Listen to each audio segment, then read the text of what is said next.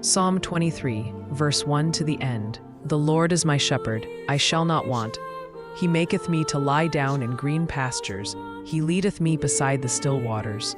He restoreth my soul. He leadeth me in the paths of righteousness for his name's sake.